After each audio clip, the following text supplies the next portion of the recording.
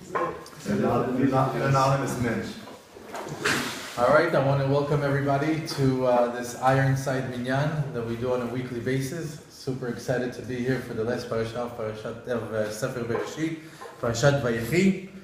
If you allow me, I want to get just through 3 points. The last one is the blessings, most importantly, the blessing of Yisachar, something beautiful that I heard and I'd like to share with you. In this week's Parashat Vayechi, the parasha starts with Vayechi Yaakov Be'eretz Mitzrayim 17 shana. It says that Yaakov lived in Egypt 17 years, and they said those were good years. He was happy. He had a good life. Because last week he complained about his life. Said to Paro, told him, "Why do you look like that?" Tell him, "I had a hard life." He complained. Now, typically, I like to go off on a tangent about a certain topic and relate it to our everyday life, and this definitely could be one of them about complaining in life. But this week, I'd like to stick to Midrashim. There are so many Midrashim about this particular parasha. They're beautiful, so we'll leave life lessons on for some of the following weeks. So it says over there, Vayechi, if you take that first word of the parasha, Vayechi, and you take the numerical value of it, Vav and Yud and Chet and Yud, it comes out to exactly 34. So there's a secret over there. He says, what does Vayechi mean? For 34 years, Yaakov was happy. Keep in mind, Yaakov died at age 147.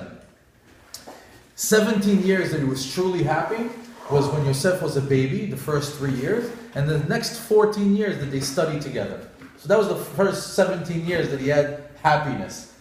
The second set of 17 years that he was happy was when he came to Mitzrayim. It says Vayechi, and he became alive. He had a new gusto for life. He was invigorated. He had like a new energy, like a rebirth almost. He became born again. It was very noticeable that Yaakov was happy again. And rightfully so, because the middle of his life he had to deal with Esav, a brother that's trying to kill him. Lavan, the most crooked man in the world. Yosef, for 22 years, he was mourning. Every day he was crying and upset and sad over the fact that possibly his son Yosef, his beloved Yosef, is dead. Dinah, with her being raped by Shechem. So he had a lot to deal with. So this week's parasha, when it starts with the word Vayechi, is to let us know, hey, Yaakov is happy, and it's noticeable because for many years it wasn't like that. So at this age, Yaakov comes to the end, and he knows it, and he does something that every man should do. He prepares for his death.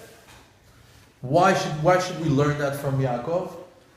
Lo alenu velo alechem. Many times when a man doesn't prepare for his death, what happens? After he dies, the family tears into pieces over this piece of property, over this bank account, over this gold chain, over whatever it is. There's always something that they fight about. A man that has a head on his shoulders, that knows how to manage his family while he's alive, and while he's alive in a different world, what does he do? He sets things straight. While I'm here, this is how it goes. When I'm gone, this is how it's going to be. And that's what Yaakov is doing over here. He's setting things straight. He's telling everybody, he's giving them blessings and letting them know what's going to be once he's gone. So who does he call on first? He calls on Yosef. So the question is, why Yosef? He has a Bechor, right? Reuven. He's got Shimon, Levi, those are big giants. How about Yehuda, king? How come he calls Yosef first? He says because Yosef was a man of means. He can get the job done. At that particular moment of time, Yosef was the guy that can get things done. He's the one that you talk to first. Why? He's the king of Egypt. He's the one that can make things happen. Whatever Yaakov wants done right now, Yosef is the man for the job. He makes him promise that no matter what, make me a promise that I get buried in the land of Israel, in Me'arat HaMachpelah, with my forefathers. He makes them a promise, and they do. And he does keep that promise. But when the day came, when Yaakov passed away and it was time for Yosef to leave to bury his father like he promised, he gets a stop sign from Paro. He said, "You're not leaving. You can't go. The land needs you. The people need you. I need you. You can't go." And he was also scared that he won't come back. He had such a tremendous effect in the land of Egypt. When he was there, he says, what if he goes and he doesn't come back? He's the reason for our success. Maybe now that land will have success. He goes to him, "You can't go." And then starts an interesting midrash, an interesting interaction with Yosef and Paro. Paro is sitting on top of his throne, which has 70 steps leading to it. And they say that in order to be the king of Egypt, you must speak 70 languages. And apparently Paro was the only one that can speak those languages. And anybody who speaks one language over 70 languages can be the king. So Yosef comes to approach Paro, and you can't approach Paro unless you know each language, you go up a step. Each language, you go up a step. The night before, an angel visits Yosef and teaches him all the languages. And it goes like this.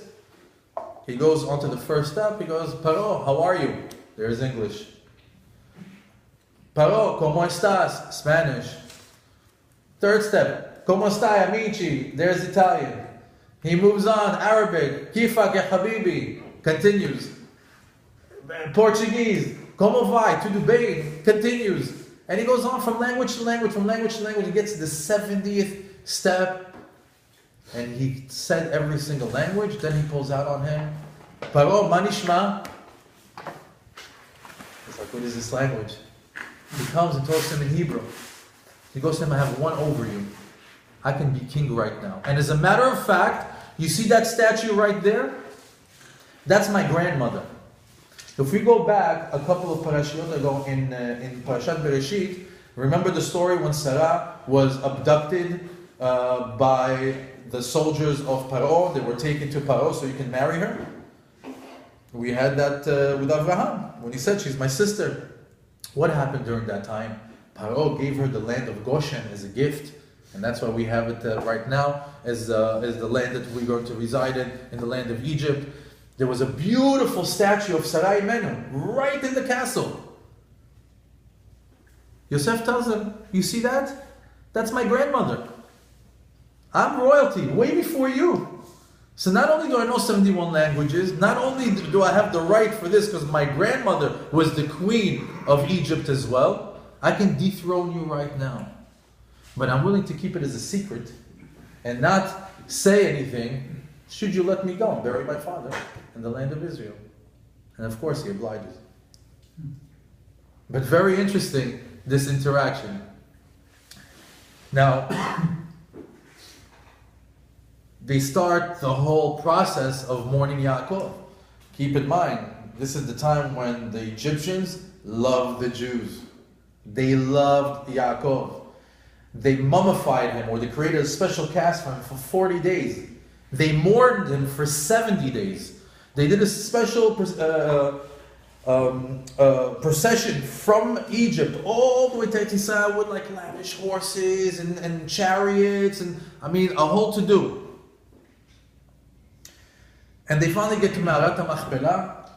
Who's there? Esav. And he's standing right in front of it. He says, nobody's going in there. Yaakov is not getting buried over there. That last spot that's in Ma'arat HaMachpelah belongs to me. So now you can imagine thousands of people, Yaakov's kids, everyone standing in front. They want to bury Yaakov, and Esav says, "Stop sign, you can't go. It's my plot, it's my space." So they say, "We have the deed to Ma'arat HaMachpelah, the same deed of Avraham Avinu. We have it, we are in possession of it." They says, "Okay, show it to me. It's in Mitzrayim." What do? Who is the fast runner? If you remember from last week's class, Naphtali. He was the sprinter, the one that can get from one point to the next really quick. They send him all the way to Egypt to get it. So it took maybe, 10, 15, 20 minutes, half hour. I don't know how long it takes from Israel to Egypt. He's a superhero. But in the meantime, there was somebody special there. It was Dan ben Hushim. Hushim ben Dan. Dan had a son. He was a mute. He couldn't hear. I'm sorry, not mute. He was deaf. He couldn't hear. And he's standing there and he sees hands moving, people yelling, people screaming. Esav says, no, you can't. He can't hear anything. But he's thinking, what's going on over here? What's going on? Who's causing this torment to my grandfather? My grandfather needs to get buried. What's the holdup? He doesn't see, but he notices that there's one character that's blocking everything, that's bothering everything.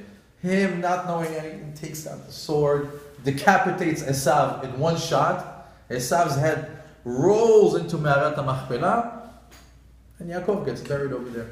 They say that Esav's head is right next to his father's arm, sitting right there. I thought that was so cute, that his head would be like right there.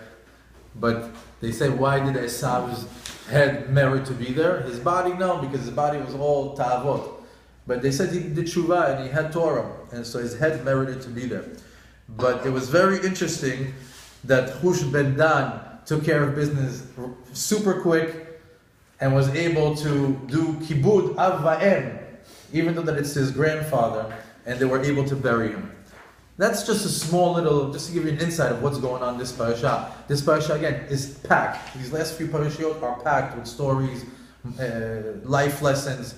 But I just wanted to give a little bit on that. Another part over here, before Yaakov gets buried in Me'arat HaMachpelah, there's a whole part of the blessings. And each blessing is packed with secrets. But I just wanted to highlight just two. I wanted to highlight the two interactions with Yosef and the last one with Issachar. So Yosef was the first one to come. When he came, it's very interesting. He came to get a blessing. What did he do? He brought his boys. He brought Ephraim and Menashe. In other words, when somebody says, you know, I'm about to get a gift or a blessing, the right way to think about it, let me bring my boys with me.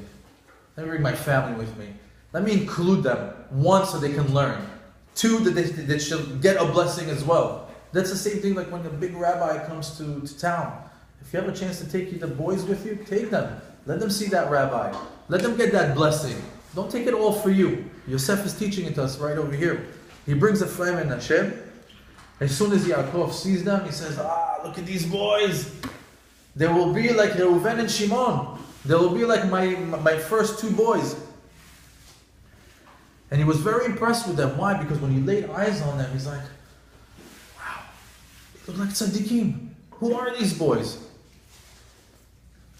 And interestingly enough, a few pesukim later, he says, who are these guys? Almost like he had amnesia. Like at one point he recognized them and he was ready to bless them and he saw them as tzaddikim. And then the second few pesukim later, it's like as if he forgot what he just saw and he says, who are these boys? There's a contradiction over here. So, what happened over there? When he saw them for the first time, he says, wow, they look like they're such tzaddikim. How is it possible? These boys grew up in Mitzrayim. Yosef tells him, Yaakov, these are my boys. Here, I'll prove it to you. He goes and he brings, remember we were talking about Osnat, the daughter of Dinah, that came by her interaction with Shechem, that she was sent away from Yaakov's home. He gave her a kamiyah. He wrote for her, this is Osnat, the daughter of Dinah. She comes from the house of Yaakov. And he rolled it up, and that's how she met Yosef in Egypt. He came and he presented her, and he says, here, this is their imah. That's their mom. I am married to her. This is the boys. He was so impressed that such tzaddikim could come from such a union and from such an environment of where they're living.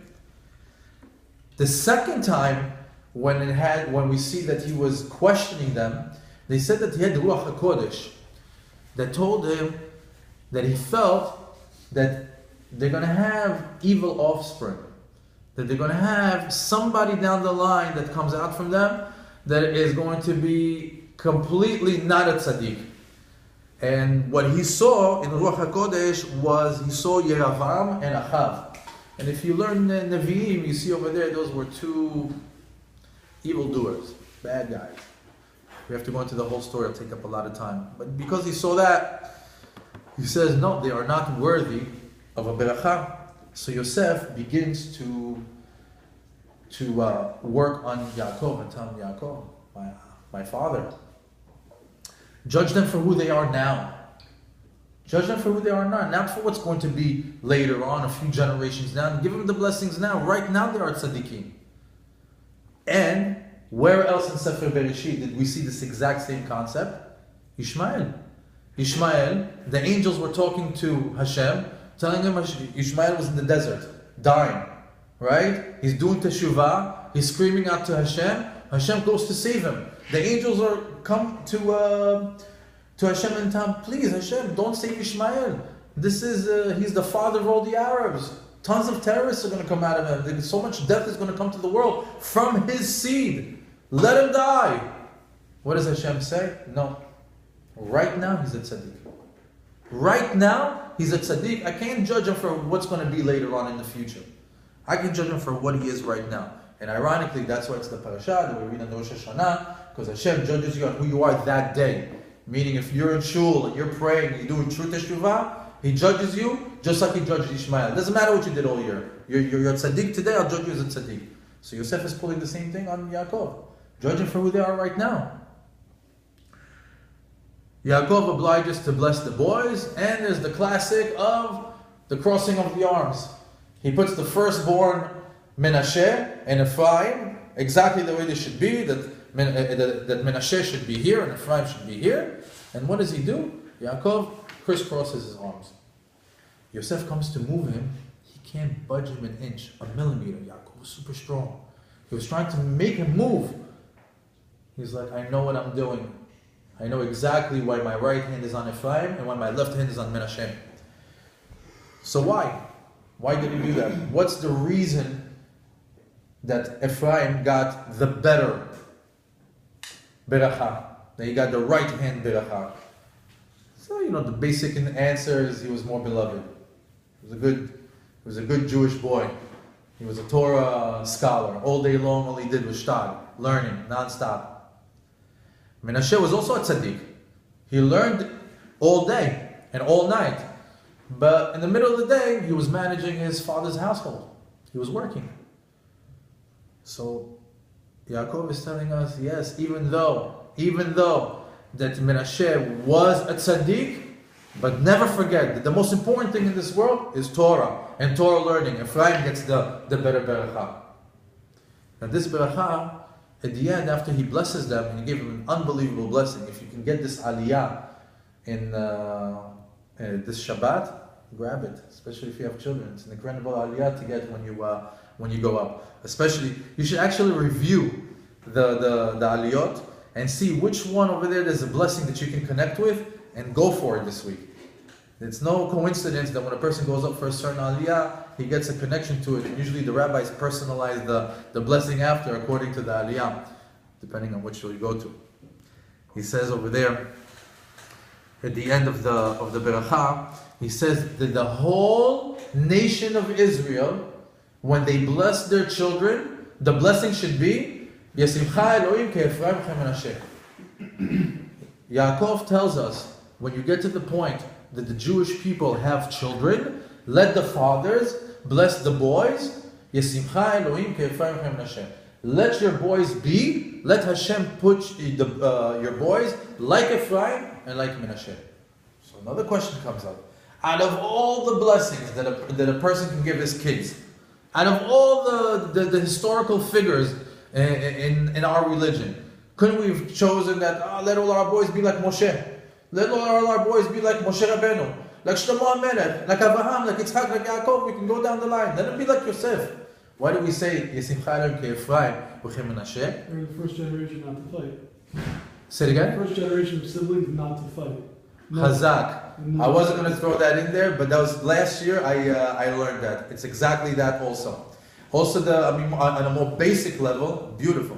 On a more basic level, is they said, look at that. They were in the middle of the Tum'ah. They said the whole world has 10 portions of Tum'ah. Egypt had 9. So you could imagine what that environment was. Worse than South Beach, worse than Las Vegas, worse than all these places that you can go to all around the planet that have serious tum'ah. Egypt, put them in their little pocket. And they said, if these boys can live in that environment, and they came out such tzaddikim, every Abba should bless his boys. They should be like that. They should come out tzaddikim, like Ephraim and Menashe. In other words, he knew that we're going to be in the Golan.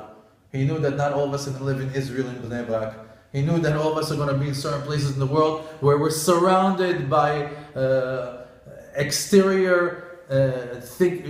ulterior thinking different from what the Judaism preaches. And to be able to be in that environment and be a tzaddik, Yaakov says, that's the blessing for the boys. Until today, right, every Friday night after Kiddush, for some of you that know, and for some of you that don't know, after Kiddush, there's a huge moment of the week. It's a highlight for me, is when my son, and my daughter come, they kiss my hand, and there's a big secret in kissing parents' hand. Every time you see your parents, even if you've never done it before, start getting used to kissing their hands. There's a big mystical secret to kissing your parents' hand. I just started it not too long ago, maybe like a year or two ago. My parents, the first few months, looked at me like, what are you doing? But you know what? Now that they accept it, they almost like stick it out a little bit now, you know? But I want to tell you something. There's a big secret from taking your father's hand, kissing it, and he takes his hand and puts it on your hand. And what should he say? And my kids right now, and all your kids should be, they wait for it. Why?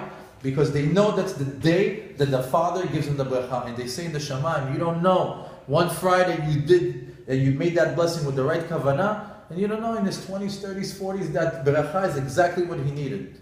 Not only that, you should personalize it. And then after that, it continues to say the bracha bekat kohanim, which is after he said the bracha. And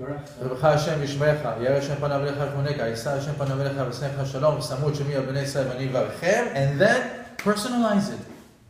My son, I wish for you to be a tzaddik.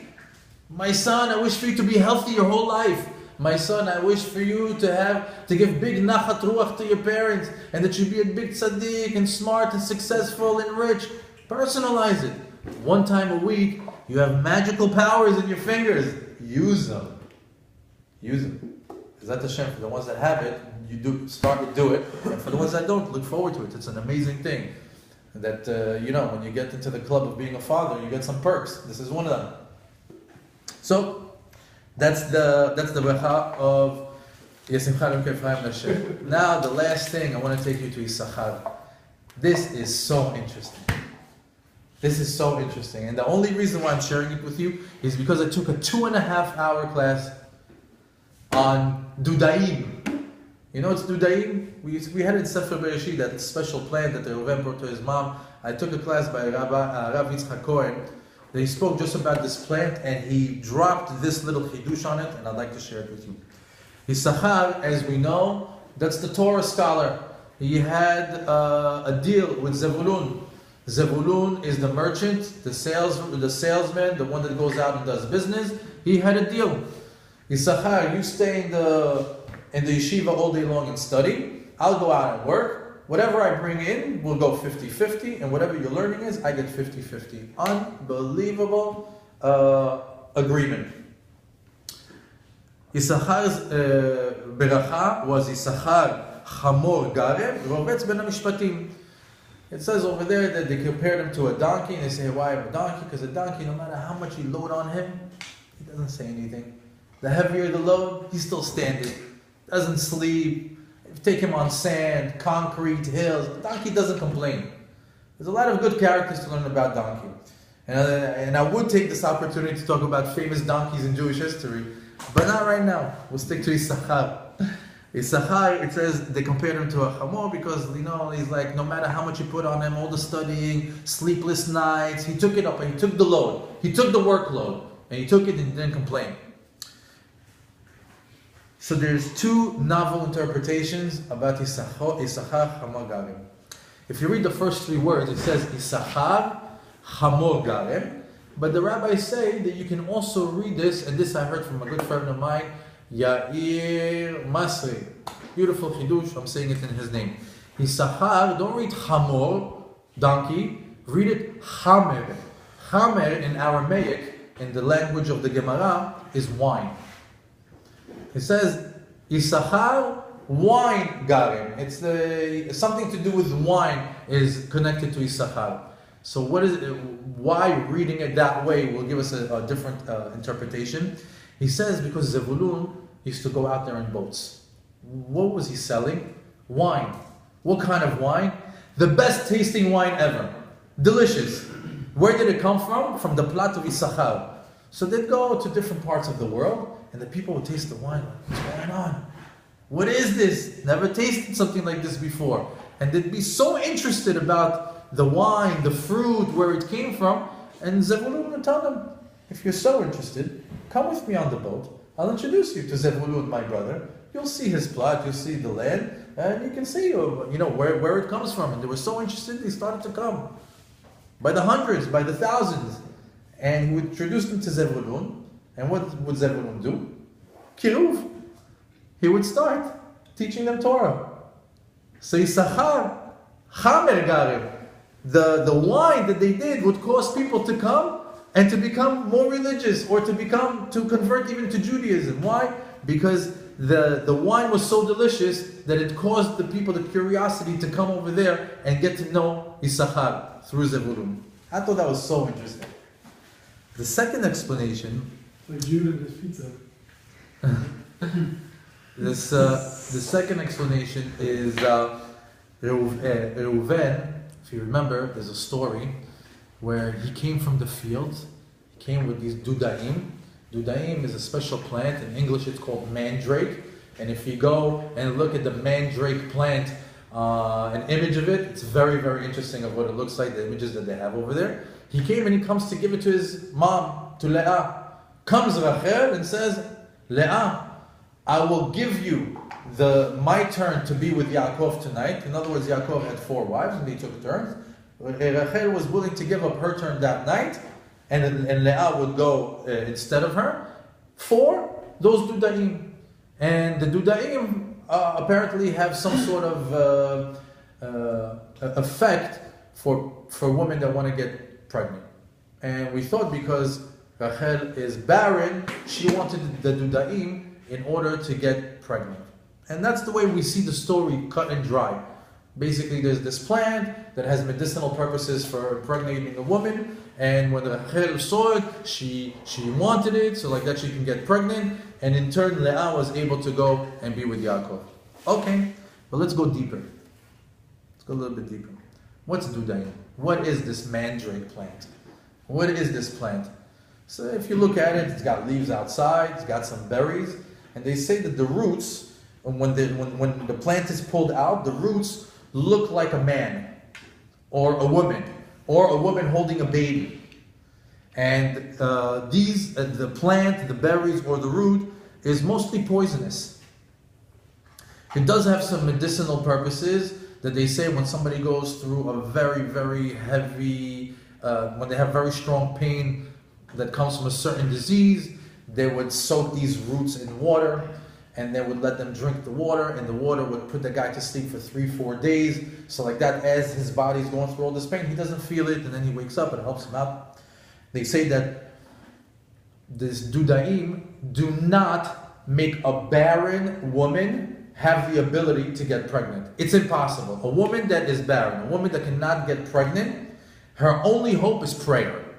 Only Hashem can reverse that. However, a woman who can get pregnant and is having some difficulties, she can drink she can eat the fruit or drink the waters, and what it does is it helps her with the problem that she's going through. Whether it's her sins, whether it's her bodily functions that are not working properly, drinking that water will help her along. But even though for a woman that has conceived before or can conceive, when she drinks it, sometimes she gets impregnated in the wrong area in her body, not even in the right place, not even in the womb, and then she has to get rid of it, and it's a big story. In other words, you don't want to mess around with this plant. And I'm sharing 1/10 of the secrets connected to this plant. just for this class. There are way deeper things involved with this plant. So, Reuven is in the field. How did he get this plant? He's in the field. He ties up his donkey to this plant and goes and does whatever he needs to do, whether it's work or hunt or whatever it is he was doing in the field. And when he came back, his donkey is dead. What happened? The donkey started to buck or to move away, and he pulled out the root of this mandrake plant. And the rabbis tell us, anyone that pulls out the root of this plant dies.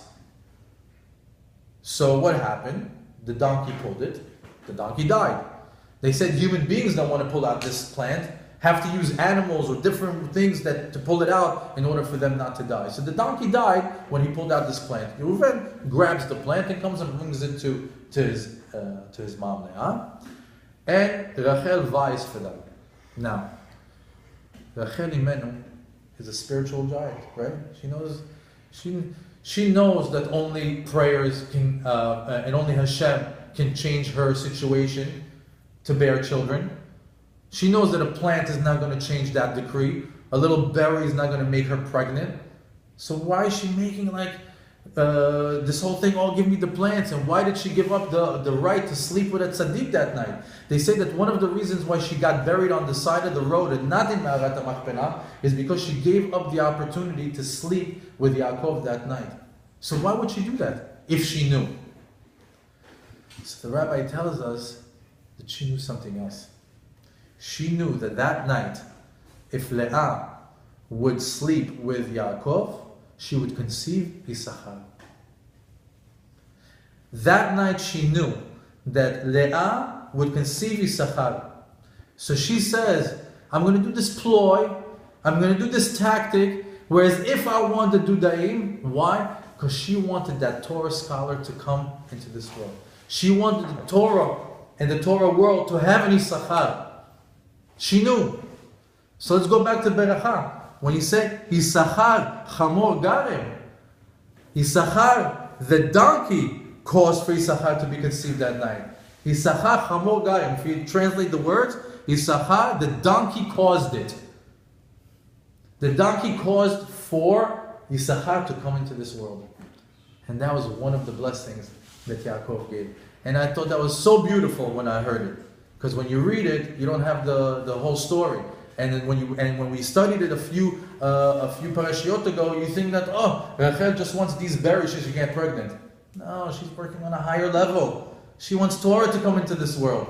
Even if it seems like that on face value, there's something deeper inside. So the custom is when you finish the Sefer Bereshit or any one of the 5 books, what do we say? We say Chazak, Chazak, V'Yitchazek. So we're finishing it over here. Chazak, Chazak, V'Yitchazek. Be'ezrat Hashem, that we all get stronger in Avodat Hashem, in Emunah, in Tefillah. And Be'ezrat Hashem, Hashem Yivarech Otchem, Yisameach Otchem. Have a great rest of the week and Shabbat Shalom.